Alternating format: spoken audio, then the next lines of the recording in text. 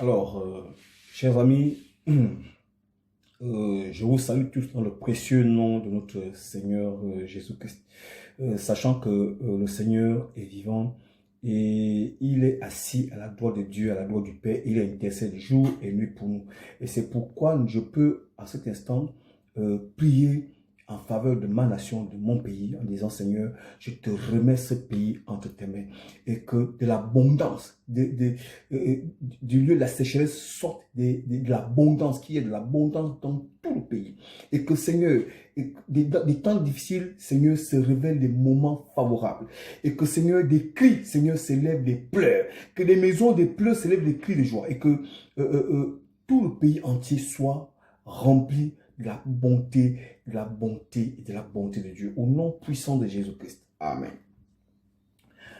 Bien-aimés, ou encore, chers amis, je suis très, très content parce que j'aborde ce sujet que j'ai d'abord débuté hier, euh, un sujet très important, parce que ça parle de notre engagement et ça parle de c'est notre désir, je veux dire, notre engagement, notre apport personnel, afin que la gloire de Dieu se révèle. Nous avons le devoir de nous lever. Et je crois que la population au Gabon en général, elle est jeune, à près de 70%. Et ça veut dire que le Gabon est un pays jeune, et que le Gabon doit vivre parce qu'il y a plein de jeunes. Au lieu de errer à gauche, à droite, nous devons en principe nous plonger dans l'innovation dans tous les secteurs de la société, et que le Seigneur soit glorifié. Je parle à la jeunesse chrétienne qui, en principe, a le devoir de montrer le bon exemple, qu'on soit des modèles tels que Paul avait dit à Timothée. Vraiment, que ceci soit vraiment, je veux dire, un message pour encourager la jeunesse. Vous savez, je parlerai aujourd'hui de Jean-Baptiste. Jean-Baptiste, dans le livre de Luc chapitre 3, verset 4 à 6, il dit ceci: selon ce qui est écrit dans le livre des paroles d'Ésaïe, le prophète, c'est la voix de celui qui crie dans le désert: préparez le chemin du Seigneur, aplanissez ses sentiers. Toute vallée sera comblée, toute montagne et toute colline seront abaissées, ce qui est tortueux sera redressé, et les chemins tortueux, les chemins raboteux, excusez, seront aplanis. Et toute chair verra le salut de Dieu. Toute chair verra le salut de Dieu. On parle de Jean-Baptiste. Voici quelqu'un, un homme qui n'a pas eu besoin d'un hockey d'une tierce personne. Il n'a pas eu besoin du hockey du gouverneur, hockey des religieux, des sacrificateurs, des personnes, même pas de son père. Il a eu connaissance de la prophétie du livre des paroles d'Ésaïe. Et il s'en est approprié. Il a fait corps avec la prophétie.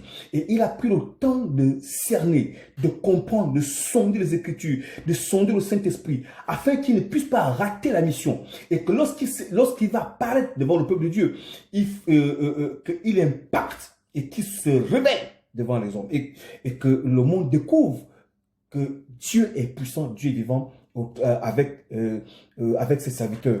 Et je m'attends à le dire encore aujourd'hui, c'est que le contexte dans lequel Jean-Baptiste s'est levé pour travailler, ce n'était pas favorable. Attendez, lisons dans le verset 1 de Luc chapitre 3, verset, toujours dans Luc chapitre 3, verset 1, la 15e année du règne de Tibère, je ne sais pas si c'était un juif, Tibère César, lorsque Ponce Pilate était gouverneur de la Judée, Hérode, tétrarque de la Galilée, son frère Philippe, tétrarque de l'Iturée, du territoire de la Traconite, Lysania, tétrarque de la Bilène, et du temps des souverains sacrificateurs Anne et Caïphe, la parole de Dieu fut adressée à Jean, fils de Zacharie, dans le désert. Attendez, c'était difficile.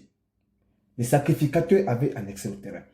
Les Romains avaient annexé le pays.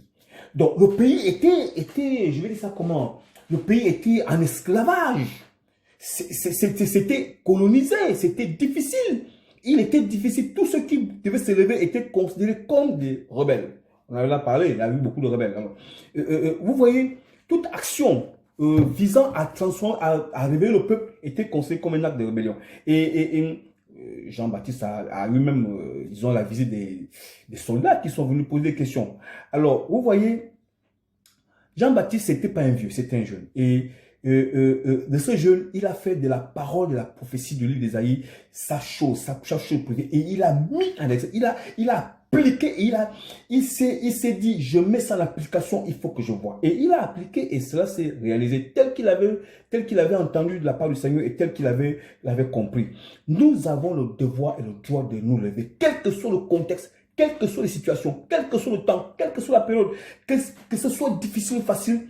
Bien-aimés, nous avons le devoir de nous lever et de briller. On doit régner chacun dans son domaine de compétence.